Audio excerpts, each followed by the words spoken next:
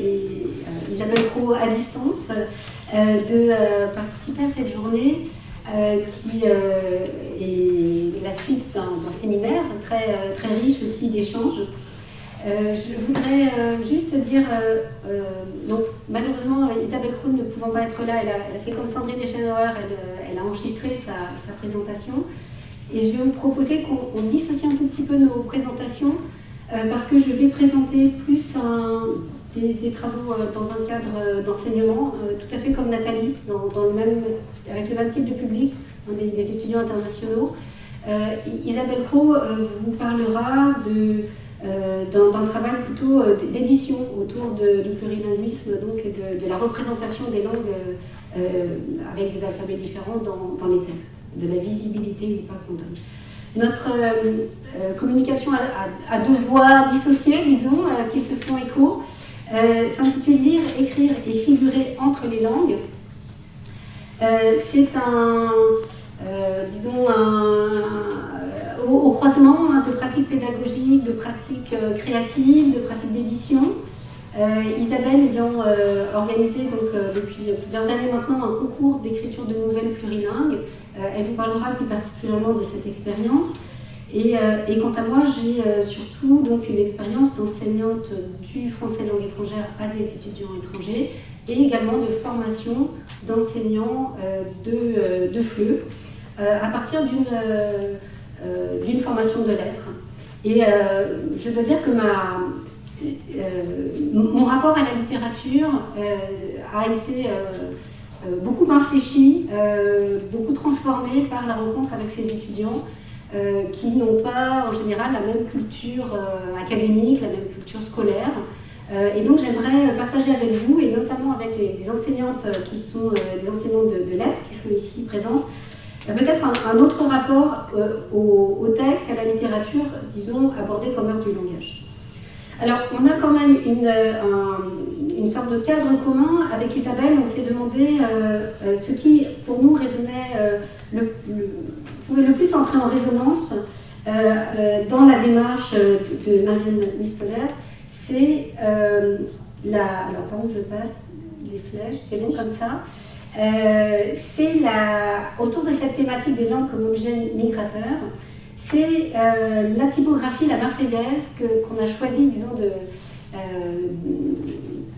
de faire résonner avec nos travaux au sens de Arthur Troza, que je vais lire ici, que je vous ai mis en citation. Un rapport cognitif, affectif et corporel au monde dans lequel le sujet, d'une part, est touché par un fragment de monde, et d'autre part, il répond au monde en agissant concrètement sur lui, éprouvant ainsi son efficacité. Je pense que vous percevez aussi la continuité avec ce que Nathalie vient de vous présenter. On est donc dans une mise en résonance à partir donc, de nos expériences à chacune, et aussi d'un projet de recherche commun autour du lire-écrire entre les langues, c'est-à-dire en contexte plurilingue, en travaillant à partir aussi de l'expérience littéraire. L'expérience littéraire à la fois comme art du langage et en relation avec une sorte d'expertise que les écrivains ont sur la langue, qui est leur instrument au sens moins technique que artistique, leur instrument de musique, puisque, comme disait Proust, il faut faire son son quand on est écrivain, et on travaille à donner à la langue quelque chose de personnel.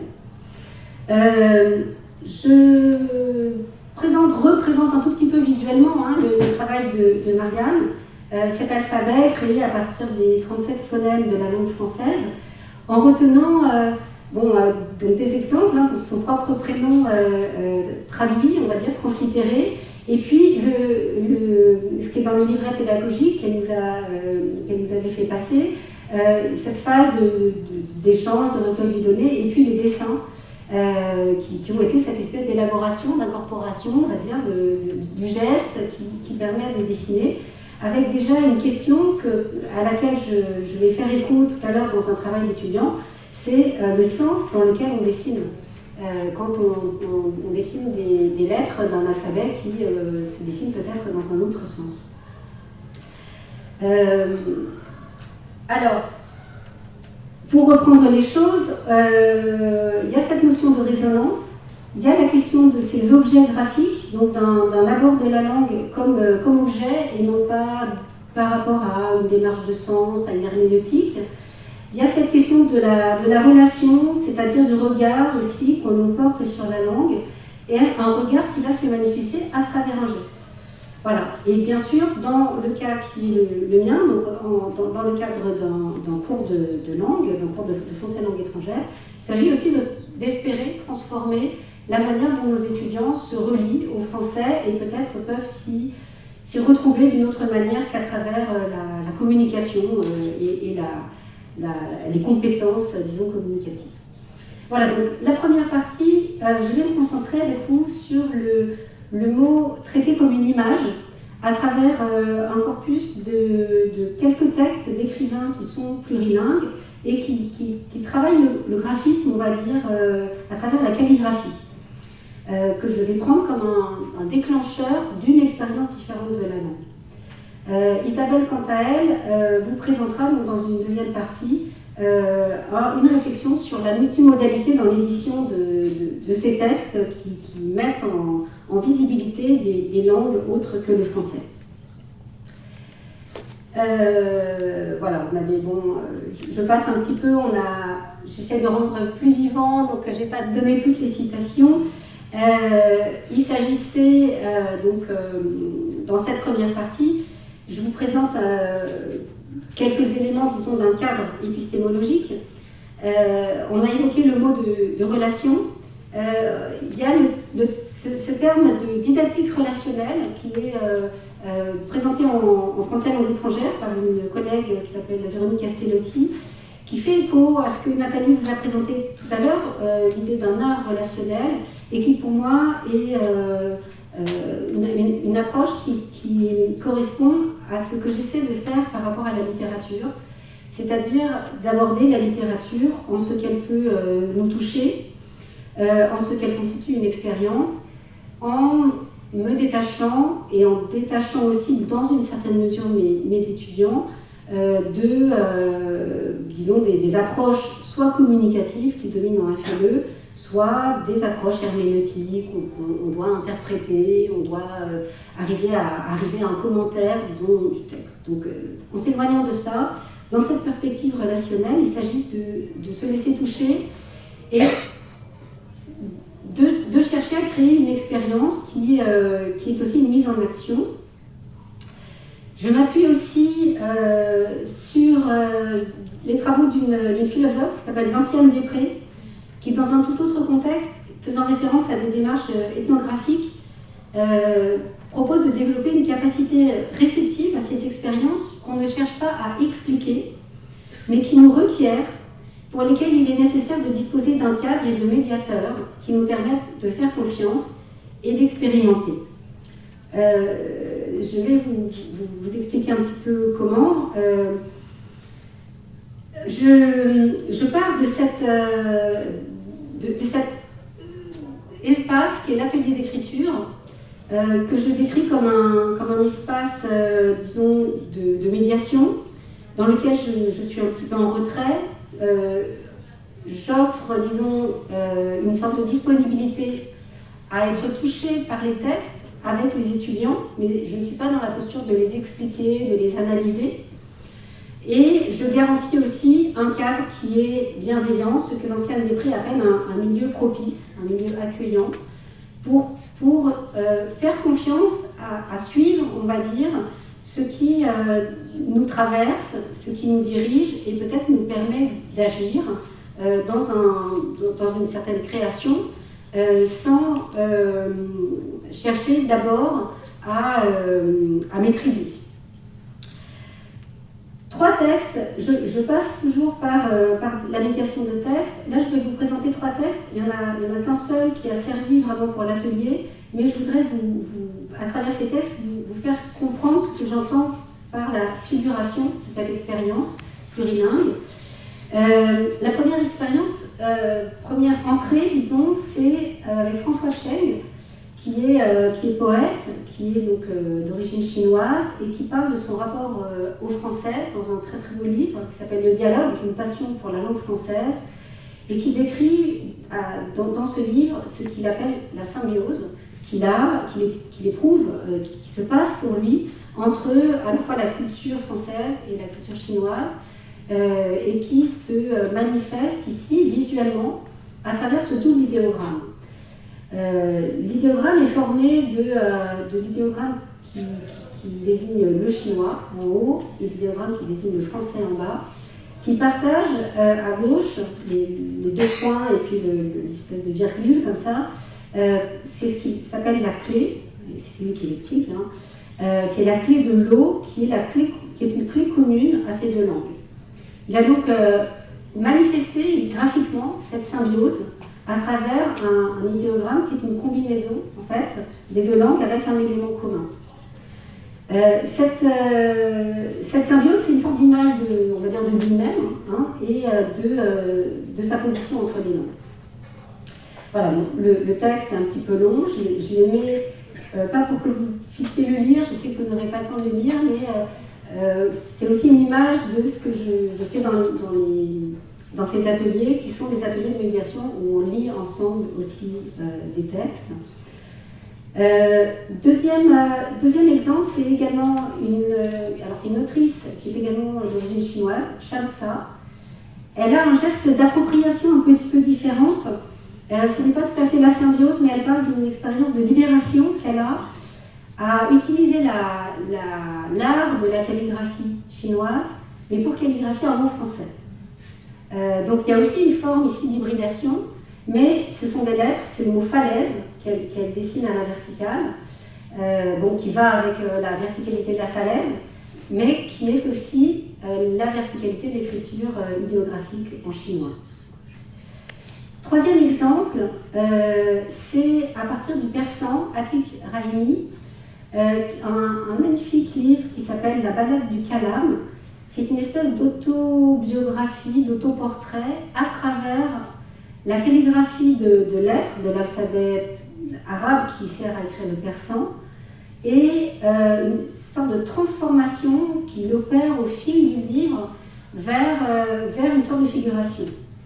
Alors, la première lettre, c'est l'Aleph, qui dessine la verticalité, et il relie cette Aleph, donc ces deux extraits différents que je vous donne, à ses premiers souvenirs de l'apprentissage de la langue, à cette espèce à une gestuelle, à une patience, mais aussi à la spiritualité, parce qu'il y a tout de suite le fait que c'est lié à la religion, c'est avec le nom d'Allah. Et le mot qui suit, il le commente en expliquant que on apprend que ce sont les postures de la prière. Debout comme Aleph, voûté comme Mim et assis comme Dal. Donc là, ce que je veux vous montrer, disons à travers ça, c'est comment le dessin est dans certaines cultures, donc c'est très pauvre, on va dire en français, même s'il y a quand même une culture graphique à travers les enluminures, etc., mais qui peut être extrêmement riche dans d'autres cultures, de la calligraphie qui est en lien avec toute une spiritualité, avec la prière, avec des gestes, avec des gestes corporels, puisque on dessine ici même les postures successives de la prière. Alors, il y a ça qu'il a incorporé, mais dont il sort aussi pour aller vers la figuration. Et là, vous voyez en fait une esquisse d'un corps féminin. Et on va aller, il y a des dessins de plus en plus, charnels, et il va inventer le mot de callimorphie pour désigner cette espèce de passage, de transformation du symbole à la métonymie, à cette incarnation. Voilà, donc trois exemples très, très différents, mais qui me paraissent très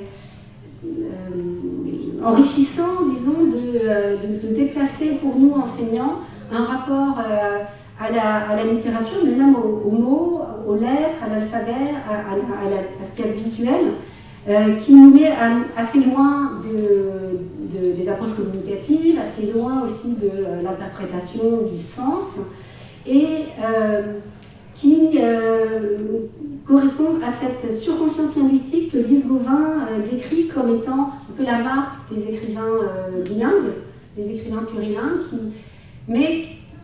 qui sont aussi, je pense, la marque des créateurs, hein, qui ont cette réflexion sur leur art.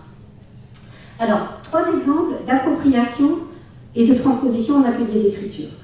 Je reviens, donc je vais vous donner trois dessins, enfin 3 calligraphies qui ont été faites à la maison, donc dans un atelier qui était un atelier vraiment d'exploration du rapport à la langue, à travers des textes plus réflexifs autour de la conscience linguistique, de l'expérience langagière, des textes où il y avait une narration, mais aussi des étapes par cette relation, on va dire, visuelle à la langue, où il y a une exploration un peu synesthésique aussi de ce qui se déploie dans le rapport à la langue.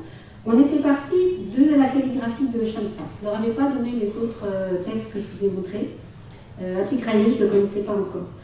Et c'est donc à peu près au milieu du semestre que j'ai donné cet exemple en leur proposant de faire à leur tour une calligraphie à la manière, on va dire, de Shamsa. Le premier exemple, c'est un exemple par une étudiante coréenne qui a pratiqué la calligraphie en Corée. Donc elle a présenté son travail en disant voilà, c'est pas tout à fait pareil que la calligraphie chinoise, mais on a aussi un art de la calligraphie qu'on apprend scolairement. Mais elle a fait un travail de transposition. Elle a choisi de calligraphier un mot qui venait d'un poème. D'un poème d'une poétesse qui est née à l'île Maurice, qui s'appelle Nashmia Noor Mohamed, que je ne connaissais pas, qu'elle a trouvé sur Internet, un texte qu'on peut trouver sur Internet. Au nom d'un malaise, la peine m'a assailli et s'en est allée la vie. Au nom d'un malaise, j'ai vécu sans amis et ils sont tous partis. Peine à vivre, vivre à peine, au nom d'un malaise. Alors, cette calligraphie, elle ne l'a pas commentée, elle m'a donné ça, et je me suis demandé au départ d'où ça sortait. Alors, il y a cette médiation, donc elle a eu, enfin, il y a falaise, malaise, il y a quelque chose qui s'est passé de l'un à l'autre, mais il y a quelque chose peut-être aussi d'un rapport peut-être un peu inconfortable, justement, aux Français. Mais pour évoquer ces questions de résistance, de difficulté peut-être à parler de soi, il y a une très grande pudeur, hein, mais on peut recevoir ce qu'elle a exprimé à travers ça. Donc là, ce que je voudrais évoquer à travers cet exemple, c'est il y a quelque chose de très harmonieux dans la calligraphie, elle a répondu à la consigne et en même temps, elle est derrière, on peut dire, la voix de quelqu'un d'autre. Mais elle a choisi ce poème-là. Voilà. Parmi tout ce qu'on peut trouver sur Internet et en ne répondant, enfin, en ajoutant quelque chose à la consigne qui ne demandait pas particulièrement de s'appuyer sur un poème. Donc là aussi, il y a quelque chose d'une culture, je pense, qui nourrit l'expérience. C'est que si on fait une calligraphie, c'est de quelque chose qui a du sens, qui a une résonance, et donc de partir d'un poème. Alors Shamsa elle-même, elle a fait des calligraphies à partir de poésie, notamment de poésie chinoise classique. Alors, un autre exemple complètement différent, que j'aime énormément, c'est un étudiant persan qui était très très discret à l'oral, qui avait une certaine maladresse dans l'expression. Ouais. C'est l'idée d'une appropriation par le geste. Il a choisi 2 mots français, arbre et soleil, et il les a calligraphiés avec la technique d'écriture de l'arabe, enfin du persan, donc de l'alphabet arabe, c'est-à-dire en partant de la droite. Donc il a dessiné à partir de la droite, mais pour qu'on puisse lire à partir de la gauche. Donc là aussi, cette forme d'appropriation, puis les 2 mots se font presque un peu en miroir vertical. Je le trouve également très inspirant de ce que peut être un rapport, pas forcément complètement explicité, mais d'appropriation, d'incorporation d'une culture, d'une tradition à une. 3e exemple, c'est une étudiante colombienne qui a choisi de calligraphier Paris dans une écriture amérindienne, dans une langue amérindienne. Donc c'est une translittération dans un alphabet donc qui s'appelle le Kuna, qui est un groupe du nord de la Colombie. Et dans son commentaire, elle prend la peine de dire que ça appartient à la famille des langues Chibcha, qui signifie la langue du peuple. Voilà, donc là, pour moi, ce qui est intéressant, c'est que dans ce déplacement, il y a presque une autre histoire des langues possibles. On pourrait imaginer voilà, que c'est c'est la langue, une langue plutôt disparue, mais qui pourrait être celle dans laquelle, disons, l'histoire peut se faire. Il y a un déplacement, de cet exotisme, c'est Paris qui devient exotique en étant tracé dans cette langue. En conclusion, très rapidement, vous avez compris donc que je mettais l'accent sur ces dimensions, on va dire synesthésiques, du rapport aux langues, non communicatives. J'avais envie d'évoquer des recherches qui sont faites à partir de l'autisme, qui mettent en évidence le fait qu'on peut se relier aux langues à partir de leur forme, beaucoup plus qu'à partir de la communication. Chez certains autistes, en particulier non-verbaux, il y a une très grande curiosité pour la langue écrite et un apprentissage de l'écrit qui peut se faire avant l'oral. Alors, c'est juste une ouverture que je voulais donner à la fin, mais pour évoquer cette importance, alors que on va dire que les écrivains peut-être peuvent partager, ou que les artistes peuvent partager avec, dans ce cas-là, donc une sorte de diversité dans le cognitive. C'est un rapport aux langues qui va passer par la matérialité visuelle avant de passer par la communication, qui va passer par des synesthésies aussi, par des associations qui se font dans l'imaginaire, qui ne sont pas liées à l'interrelation ni à la communication. C'est quelque chose qui est extrêmement peu présent dans les pratiques d'enseignants, très très peu présent en FLE où on axe énormément les choses sur le communicatif, et qui, à un moment donné, je pense, manque beaucoup dans la manière dont, pour nos étudiants qui ont souvent à vivre en fait en français, une expérience qui justement n'est pas incorporée suffisamment et qui peut passer par ces manières de se relier au texte littéraire, mais encore une fois dans ce rapport, on va dire, graphique, formel, et qui s'incorpore aussi par le geste du dessin.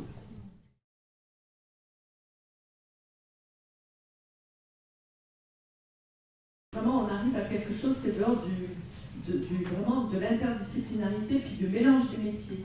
C'est-à-dire qu'il y a un vrai... en fait, toutes les présentations, je trouve, depuis ce matin, celles des enseignantes, etc., on voit combien chacune d'entre vous s'initie à plusieurs métiers, met plusieurs cordes à son arc. Je trouve ça assez intéressant à relever, une espèce de pluricompétence, voilà, c'est assez extraordinaire parce que souvent ça va de pair avec de l'auto-formation. C'est-à-dire, je ne suis pas calligraphe, je ne suis pas ceci, je ne suis pas cela, je ne suis pas pédagogue. Mais en fait, on voit que dans le cadre de projets extrêmement porteurs, il y a des processus d'auto-formation, de formation mutuelle, des synergies dans le projet qui font qu'il y a des espèces de forces d'entraînement. J'ai été frappée ce matin par les élèves qui disaient « Je ne pensais pas que le projet irait jusque-là. » Voilà. Et ça, pour moi, c'est vraiment lié à ces effets d'actorisation, de dynamique, mais qui vont aussi avec beaucoup de prise de risque. Et je voudrais qu'on salue aussi depuis ce matin la prise de risque qui est là, présente dans toutes les communications, toutes les prises de parole. On fait bouger les frontières, y compris institutionnelles. Odile Aubert l'a aussi énormément souligné dans les 5 minutes de sa prise de parole. Donc voilà, prise de risque. Le terme démocratie a été souligné plusieurs fois par Claire Migraine.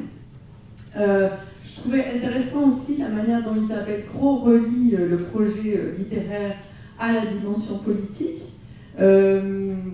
Voilà, au sens très large du terme politique, ça peut être d'ailleurs mis en discussion avec la salle, comment éventuellement chacune s'approprie ce terme. Voilà, moi un petit peu les remarques que je voulais faire à chaud, c'est-à-dire polycompétence, prise de risque, effet d'entraînement, Confiance en soi aussi, parce que pour entraîner les autres, il faut être à la fois très prudent, très circonspect, très dans une forme d'attention portée à l'autre, mais aussi dans une forme de confiance quand même, dans la capacité qu'on a à entraîner. Oui, c'est ce que j'appelle ce milieu propice. Je voudrais reprendre justement par rapport à une question qui avait été posée, est-ce qu'il faut maîtriser, enfin justement c'est peut-être pas maîtriser, mais enfin, essayer d'apprendre soi-même. Et peut-être qu'on pourrait dire aussi qu'effectivement il y a quelque chose qui se fait à partir de nos propres,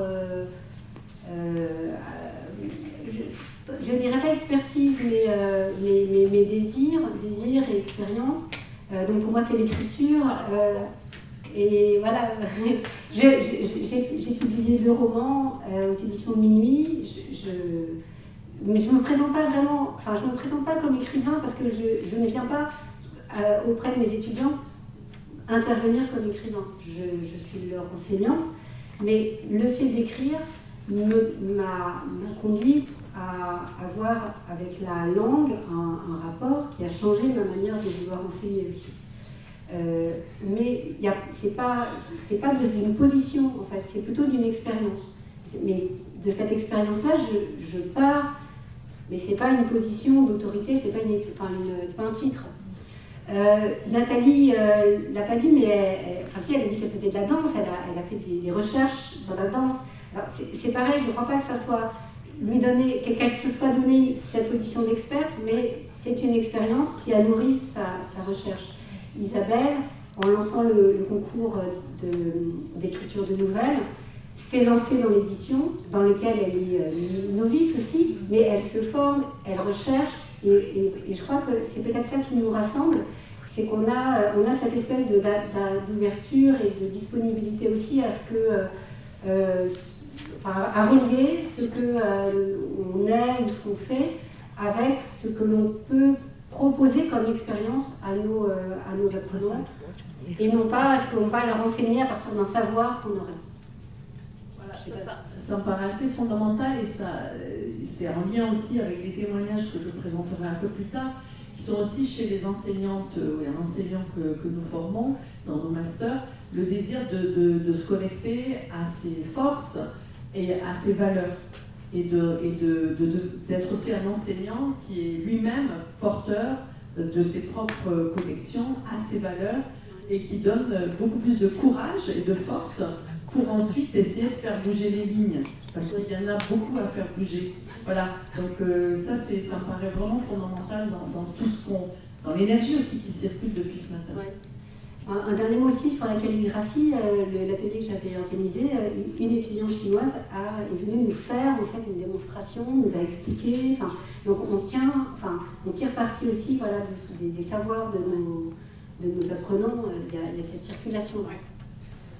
Voilà, en écoutant cette intervention, j'ai repensé à cette posture qu'on attend naturellement d'un apprenant, c'est-à-dire d'être assis à un bureau, plutôt dans une démarche d'écoute et de silence.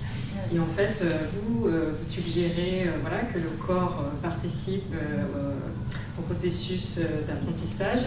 Et puis en vous écoutant, j'ai aussi repensé à ce que le dessin, l'écriture sont une même chose, et que l'écriture engage aussi tout le corps, pas seulement la main et peut-être le cerveau parfois, mais vraiment tout le corps. Et ça, on l'oublie peut-être assez vite. Et en repassant du temps dans une école là, pendant 2 ans, je me suis rendu compte à quel point c'est presque inhumain en fait, d'attendre de la part d'enfants ou d'adultes de rester comme ça assis sur une chaise 5 jours sur 7 dans un quasi-silence. En fait, c'est impossible. Et donc peut-être rien que repenser le corps, repenser la posture dans un processus d'apprentissage, c'est peut-être aussi une clé. Que votre propre expérience de l'écriture a changé votre approche de l'enseignement, mais plus concrètement, j'avais envie de vous entendre plus concrètement, qu'est-ce qui a changé en fait? Parce que c'est ça que je trouve très intéressant en effet. C'est à partir de ma propre relation à la lecture et à l'écriture. C'est-à-dire qu'au lieu de me demander ce qu'il faut savoir sur un texte, je me suis mise à partir de ce qui, moi, faisait que des textes me touchaient, me portait, et déclenchait quelque chose, me donnait l'envie même d'écrire. Il y a un moment donné, par exemple, ça a été la lecture de Thomas Bernhard, qui j'arrivais pas à écrire ce que je voulais, et lire Thomas Bernhard, qui a une écriture très très ressassante, me dire ça, je me dis je peux pas l'écrire, c'est trop lourd, c'est trop ennuyeux. Maintenant, Thomas Bernhard, c'est très très ressassant, mais il y a une énergie extraordinaire. Ça m'a ouvert des portes pour écrire, et ça m'a donné envie, avec les étudiants, ça m'a donné le sens pour moi d'aborder des textes littéraires avec des apprenants qui n'ont pas envie de faire des études de lettres. Je suis passée dans mes toutes premières années d'une posture où j'incarnais le savoir. J'ai été formée entre guillemets dans les meilleurs lycées parisiens. Je suis une universitaire française, je dis je suis parisienne, 100% parisienne, née à Paris. C'est une espèce de modèle, et vous allez... il suffit voilà, j'ai la maîtrise du commentaire composé et de la dissertation. J'ai complètement abandonné ça. Et voilà, ils s'en fichent, enfin, pas ils s'en fichent, pour certains, ils ont besoin de faire des commentaires composés et des dissertations. Mais si je leur donne le sens que des textes vont pouvoir les aider à entrer dans quelque chose qui est important dans leur vie, ça sera plus durable et ça sera plus important. Bon, ça ne veut pas dire qu'on laisse totalement de côté le savoir, mais je transmets aussi autre chose, qui est que lire certains textes, ça peut être une expérience qui nous ouvre des portes, en fait, sur nous-mêmes et sur l'expérience qu'on est en train de vivre. Est-ce que du coup vous travaillez sur vos textes? Ah non, pas du tout. Non, mais c'est la première fois que j'en parle dans un contexte universitaire. Jusqu'à présent, c'était totalement à part. Alors, ce qui est amusant, oui, les étudiants, ils regardent, ils sont contents, et à la fin, c'est arrivé qu'il y en ait un qui vienne avec un livre à faire dédicacer, et puis qu'ils disent j'ai fait un atelier avec une écrivaine, mais c'était pas mis sur la table au début, c'est parce qu'ils sont curieux de savoir qui on est. Mais c'est très récent pour moi de faire le lien. J'avais plutôt tendance à vouloir complètement séparer les deux, et c'est seulement parce que je me dis qu'il y a un savoir qui n'est pas un savoir scolaire. Il y a autre chose qui passe par l'expérience, mais c'est récent que j'ai peut-être les termes. Là, la personne que je vous ai citée, c'est Vinciane Després. C'est un livre extraordinaire. Elle parle de l'expérience qu'on a avec les morts. C'est-à-dire qu'elle parle du fait qu'on sait que les morts sont morts, mais il y a des choses qu'on fait par rapport à des gens qui sont morts, auxquels on pense, etc. Donc c'est une référence qui n'a rien à voir, c'est pas de la théorie littéraire, et voilà. Mais ça fait écho. Et bon, c'est des choses qui, petit à petit, au fur et à mesure de l'expérience, on se rend compte que ce qui nous meut, c'est des choses qui sont importantes, c'est pas forcément celles que l'institution va nous demander de transmettre à nos élèves. Et voilà, mais il faut un certain temps pour s'autoriser à sortir un petit peu d'une expertise qu'on a durement acquise en passant les concours d'enseignement, etc., où on a une sorte de savoir-faire qui peut tourner à vide assez vite. Et donc pour moi, c'est encore très... c'est sous-jacent, disons. Mais je pense que pour beaucoup, en fait, ce que vous évoquiez sur les langues familiales, ça m'a touchée aussi pour ça. Il y a des choses qu'on fait, on n'est pas forcément capable de formuler pourquoi on les fait, mais intérieurement, on sait pourquoi on les fait. Mais on n'a pas envie forcément de le dire. Et ça, nos étudiants aussi, j'ai aussi appris ça en observant, c'est que l'étudiant, par exemple, qui calligraphie arbre et soleil de droite vers la gauche, c'est un graphiste, et par ailleurs, il fait sa vie comme graphiste en France. Il était très timide, il avait beaucoup de mal à s'exprimer devant les autres. Et je suis sûre qu'il y a des choses qu'eux-mêmes ils savent, mais ils n'ont pas envie de les exprimer comme ça, frontalement, ouvertement. Mais si on passe par autre chose, ça va apparaître. Et je crois que, je pense que c'était présent dans le film de Marianne, ça. C'est qu'il y a des choses ils ne vont pas les sortir si on leur demande comme ça. Voilà, donc c'est à partir de ce que nous, on ne peut pas faire non plus, que quelquefois on arrive à trouver un moyen de se relier à ce qui eux-mêmes va faire, pour eux-mêmes va faire obstacle à un lien qui est essentiel en fait pour pouvoir ensuite avancer. Et juste pour rebondir sur ce que dans le micro, s'il te plaît. Je crois aussi qu'il y en a qui ne... Je crois que si nous, on ne livre pas quelque chose, bah, ils ne livrent pas non plus. Ça, on a vraiment vu aussi au cours du projet, c'est que c'est facile de dire allez, ouvrez les portes. Écriture autobiographique en troisième. Je vais vous donner l'exemple. Un peu, Oui, avoir un peu de courage, et quand on doit le faire, c'est pas toujours simple. On a vraiment vu que ça changeait tout. Et qu'en plus, on ne perdait pas du tout.